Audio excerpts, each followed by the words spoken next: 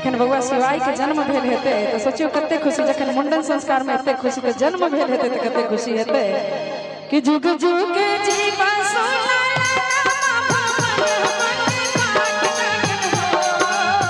जुग जुग जीवा सोना ललना लाल होई है फुलवा की दीपक मनवा में आस लागल हो। ललना लाल होई है फुलवा की दीपक मनवा में आस लागल हो। जुग जुग जिया सोना जुग जुग जिया सोना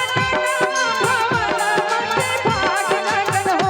ललना लाल होई है फुलवा की दीपक मनवा में आस लागल हो। ललना लाल होई है फुलवा की दीपक मनवा में आस लागल हो। क्या बात है,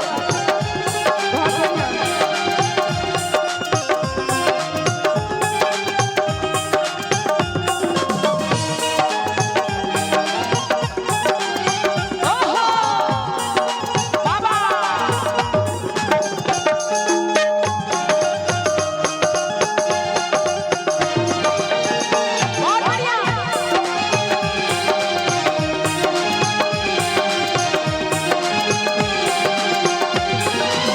और देखियो जखन बउआ शिवाय के जन्म भेल हेते तखन कल कही आजू के